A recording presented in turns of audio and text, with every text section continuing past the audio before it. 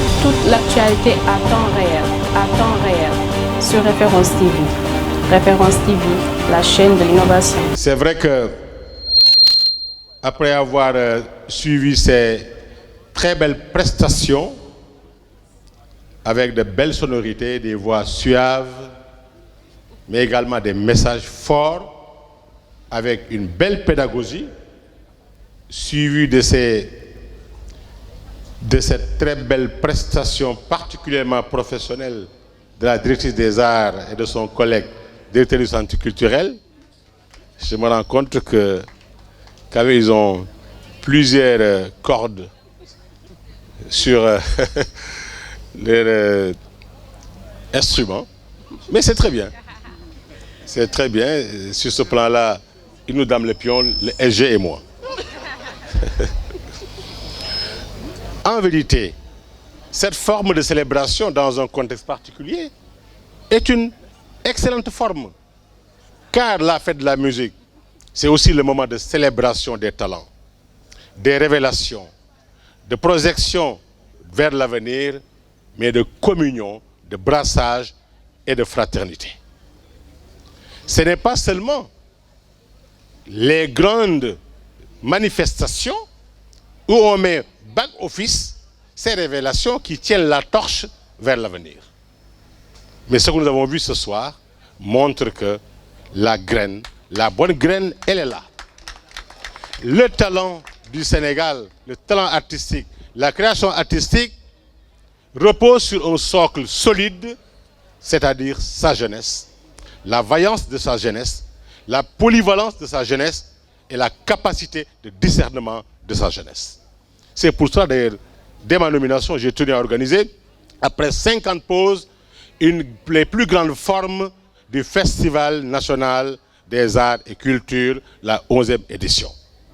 Bientôt, la 12e édition sera lancée, mais cette fois-ci, avant la cérémonie même, il y aura plusieurs activités et ce sera le moment pour nous d'avoir notre grand rattrapage pour la grande fête de la musique au cœur du Sénégal avec toutes les générations d'acteurs de la musique. Vous savez très bien qu'en vérité, la politique culturelle sénégalaise a ben sëb bu nekkoon ci cin bi mais malheureusement dafa dem bëggoon naa mu dégg la mooy politique culturelle.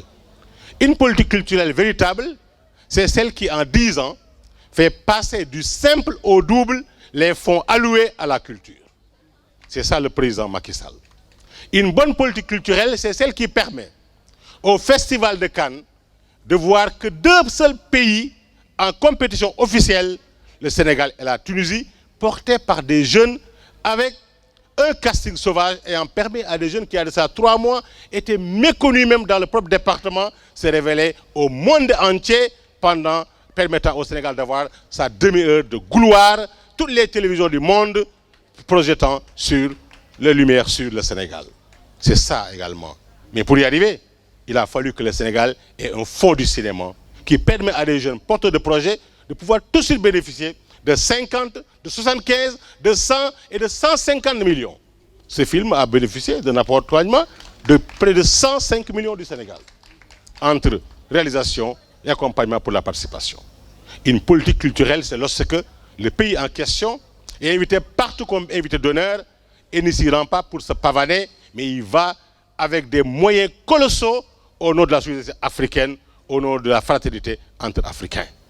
Une politique culturelle véritable, c'est lorsque, quand on compare le Sénégal avec tous les autres pays, y compris les plus développés d'Afrique, en termes d'infrastructures culturelles, nous faisons partie du top 5 en Afrique. Allez, pour ceux qui voyagent, vous ne serez pas complexés. Quand vous irez ailleurs en Afrique, en comparant les infrastructures au Grand Théâtre, au Musée de la Civilisation, au Monument de la Renaissance, à la Place du Souvenir, au Mémorial Bartholomé Diola qui sera bientôt inauguré, et ainsi de suite. C'est ça également le Sénégal de Senghor au président Macky Sall. Une politique culturelle, c'est celle qui permet l'accompagnement, mais non l'assistanat. Il ne s'agit pas d'assister, il s'agit de sortir les jeunes et les talents, les anciens de la dépendance en les libérant de cette dépendance pour leur permettre d'éclore leur talent et de vivre de leur art, cet art qui enrichit, cet art qui nourrit son auteur et son auteur. C'est pour cela que le président Macky Sall en est un des premiers, pour ne pas un des rares, à venir déjeuner ou prendre le café avec des acteurs du hip-hop, des cultures urbaines, pour ensuite décider de créer un fonds de développement des cultures urbaines. D'abord, quelques centaines de millions, puis 600 millions, et bientôt, sur sa table déjà, le décret portant création du fonds de développement des cultures urbaines et des industries créatives qui sera porté à 1 milliard de francs CFA et co-géré par l'administration et les acteurs culturels qui occuperont d'importants postes et partout. La politique culturelle véritable, c'est celle qui permet la liberté de création en donnant la possibilité à quelqu'un de passer toute la matinée à insulter tout le gouvernement, aller tranquillement dormir, après avoir bu un bon verre, revenir le lendemain, déposer une demande, se voir attribuer des montants et continuer sa vie tranquillement, tant que la sécurité n'est pas menacée, tant qu'on ne verse pas dans la subversion ou dans le sabotage. C'est ça la véritable politique culturelle. La politique culturelle, c'est lorsque le président dit à son ministre, ce que j'attends de toi, c'est l'humilité, la proximité, la générosité et le contact direct et facile, sans heure, sans limite, avec les acteurs culturels.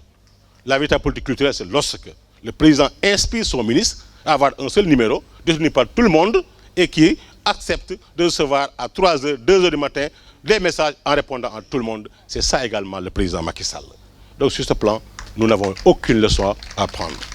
Mais la politique culturelle, c'est protéger les acteurs culturels pour éviter que la politique s'immisce dans la culture en sabotant la création ou en dressant les uns contre les autres.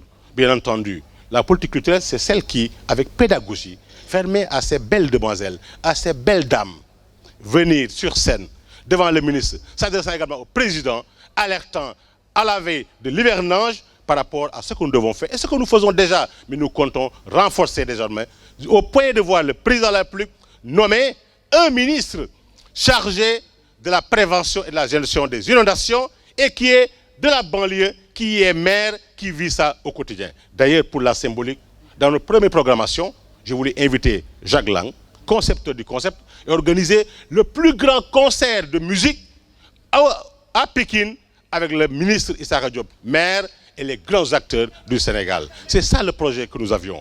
Mais on va réorganiser et lancer. Vous allez vivre avec joie votre talent. La politique culturelle, comme je vous l'ai dit, c'est être à votre disposition. Vous accompagner, le dire et le faire, mais en respectant les règles. La politique culturelle, c'est lorsque, en un temps record, on est presque arrivé à obtenir le statut de l'artiste et l'ensemble des textes qui vont avec. La politique culturelle, lorsque presque on est en train de finaliser la copie privée. La politique culturelle, bref, c'est ça, c'est vous, c'est nous, ensemble, pour vivre, célébrer le talent du Sénégal. Je suis fier de ce que j'ai vu ce soir. Du groupe Jam Djigi, en passant par la jeune Raymond, avec l'orchestre régional de Dakar, sans oublier l'ASFEMS, des jeunes dames brillantes, talentueuses, courtoises et patientes. C'est lorsque également on voit cette belle création d'efforts en cours qui va révéler des choses extraordinaires sous peu. Ce que nous avons vu ce soir, c'est lorsque les Omar Fouta, et je pense que je n'ai oublié personne, qui ont chanté Paulette, entre autres. C'est chaque fois que vous écoutez l'une parmi elles, vous dites, mais finalement, c'est la meilleure. Vous écoutez l'autre, vous dites encore, c'est la meilleure. Finalement, on a l'embarras du choix. Que Dieu me donne la chance de ne pas faire partie des jurys, un jour devant apprécier nos talents. Vous êtes toutes brillantes, vous êtes tous brillants. Le président vous aime tous, il est à votre disposition, son ministre est à votre service. La directrice d'art, je suis heureux de voir Koudia, je l'ai dit. C'est l'occasion de vous renouveler mes félicitations. Je dis, cette jeune Dakaroise, avec cette capacité, à cette aisance, de se mouvoir facilement à des heures indues avec tout le monde, chantant, dansant avec tout le monde, et également le secrétaire général du ministère qui également supervise tout cela avec une technicité exemplaire. Je pense, j'ai la chance d'avoir avec moi des collaborateurs qui sont des acteurs majeurs de la culture, mais des adeptes de la culture. Vous savez, le Sénégal restera un pays de fête, un pays de loisirs, un pays de bonheur, un pays de teranga, un pays attractif où chacun viendra vivre sa passion avec joie, accueilli, bien accueilli. C'est ça que nous devons préserver, cette image du pays. Personne n'a intérêt. Vous avez chanté la paix. C'est pourquoi le choix de ce thème de la fête de la musique, paix, cohésion et renforcement des capacités des acteurs, c'est ce qu'il nous faut également, qui va libérer. Enfin, l'ambition, je vous le dis. Le projet que nous portons, c'est ce projet-là qui permet à chaque acteur culturel de tenir debout sur deux pieds. Le pied de son talent artistique et l'autre pied de l'entrepreneuriat économique en mettant à votre disposition des fonds. Vous savez, dans chaque secteur du Sénégal, si vous voulez 1 centime, 1 million ou 500 000, vous déposez un projet. Vous avez un prêt, vous travaillez, vous remboursez. Le ministère de la Culture sous Macky Sall et le ministère des dons, des accompagnements avec facilité, sans garantie ni apport. C'est un des rares secteurs en Afrique où on écrit, on est reçu, on a 1 million, 2 millions, 5 millions, parfois pour des festivals 10 millions. J'ai le plaisir de vous annoncer, pour organiser tout cela, je demande au secrétaire général de finaliser un texte qui bientôt va porter création d'un comité national d'évaluation et de classement des événements culturels nationaux du Sénégal. On aura le top 50, le top 100 et le top 150, avec des personnes indépendantes, des critères clairs pour dire voilà le premier événement culturel, voilà le rendez-vous, voilà la date, voilà le deuxième, voilà le troisième. Comme dans le foot, l'année suivante, on peut descendre, on peut monter, on peut sortir de la deuxième catégorie et entrer l'ailleurs. Et les hit parades qu'on avait aussi, on aura une commission pour chaque sous-secteur pour avoir, pour tous les talents, le top 10, le top 10, le top 50, pour voir, parce que l'art aussi, c'est le haut lieu de la compétition, mais de la saine compétition. Mais c'est le haut lieu aussi des récompenses. Ceux qui ne savent pas peuvent parler. Mais combien de fois je reçois des jeunes, des grands, qui vont compétir dans le monde, gagner des prix, célébrer. Quand je les reçois, c'est pour me dire non, c'est que le trophée, il n'y a pas d'argent. Notre perception de la politique culturelle, c'est que quand on gagne, on doit être récompensé, grassement récompensé. Que de fois on reçoit des gens qui ont gagné avec des enveloppes symboliques, qui reçoivent 5 fois ou 10 fois plus que ce qu'ils ont gagné après avoir bénéficié de l'accompagnement pour s'y rendre. C'est pourquoi, dans les jours à venir, on va lancer également la célébration, le gala des séries télévisées pour récompenser les meilleurs de ces séries. C'est ce que nous allons faire, comme ce qui a révélé vraiment les Raya Awards, avoir également l'organisation par l'État du Sénégal pour chaque année avoir les meilleures révélations dans tous les talents et dans tous les domaines et les récompenser de sorte à pouvoir les faire vivre de leur talent par l'accompagnement financier et logistique. C'est ça le projet. Cette fête est belle car elle remplit le symbole. Et comme par hasard, ce sont les hommes back office, les dames front office au micro. Ce n'est pas prémédité, c'est parce que les femmes ont pris le pouvoir avec le président Macky Sall. Dans tous les domaines, je me rends compte qu'on ne s'est pas trompé à choisir la femme comme thème pour la 11e édition du FESNAC. Je vous aime, vous pouvez compter sur moi. Le ministre Yoro me dit, il a demandé au président de la République de réduire mon salaire car je suis payé à faire ce que j'aime, ce qui est ma passion. Je dis Yoro, tu as raison. Il m'a dit, nous on gère le stress, toi tu gères la joie. Je dis mais c'est que la joie est tellement puissante que le stress de la culture se noue dans le bonheur, l'affectif, la générosité et le grand cœur de ces artistes-là. Qu'il faut savoir accepter, tolérer, pouvoir s'accommoder avec eux. C'est pourquoi j'ai fait tomber les dress codes. Car je dis, le port vestimentaire, quelqu'un m'a dit une fois, oh, tu as reçu une chanteuse, mais son port vestimentaire, c'est comme en boîte de nuit. J'ai dit oui, mais le bureau du ministre, c'est aussi une boîte de nuit pour les artistes, s'ils le veulent. C'est leur boîte de nuit, c'est leur nuit. Parce que le port vestimentaire, l'accoutrement, la coiffure sont des formes d'expression artistique. On ne peut pas les dissocier de l'art. On ne peut pas imposer à un artiste de venir en costume, en cravate, le dress code de je ne sais quoi. Non, le dress code chez nous, c'est ce que l'artiste exprime. Mais enfin, la paix, chantez la paix. Défendez la paix. Ensemble, vivons la paix. Comme l'a dit Bob Marley dans une de ses illustres chansons, Violence breeds violence. La violence engendre la violence. Quand on donne un coup, on reçoit. Quand après on pleurniche, ça n'enlève en rien le fait d'avoir donné le premier coup. Donc évitons le premier coup pour ne pas recevoir le deuxième coup. Et ainsi on va s'aimer. Au Sénégal, nous sommes unis, nous sommes uniques et nous sommes aimés partout et respectés partout. On ne peut pas diviser ce pays-là. Ici, le Diola est marié au Serer, leur enfant est marié au Peul, et l'autre est né au Japon. Il vient grandir, etc. C'est ça le Sénégal. Toute personne qui fait du mal à quelqu'un aura fait du mal à tout le monde, car nous sommes indissociablement liés et votre musique doit véhiculer ce message. Cela n'enlève en rien votre droit absolu de contester. Mais qu'est-ce qui est plus beau que ce que j'ai vu ce soir? Une belle dame, une très belle dame, j'ai le droit de contempler et de dire, qui conteste de la meilleure manière, avec une voix suave, me parlant. Elle est où même? Elle est derrière. Ah oui, mais c'est ça. Vous savez, finalement, c'est ça la belle contestation. Quand on est très vilain et on conteste, on va dire c'est votre leader qui vous pousse à être mécontente.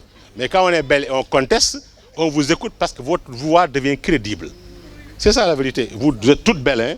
C'est ça la vérité. Nous sommes fiers de vous, nous vous aimons et je vous souhaite une excellente fête.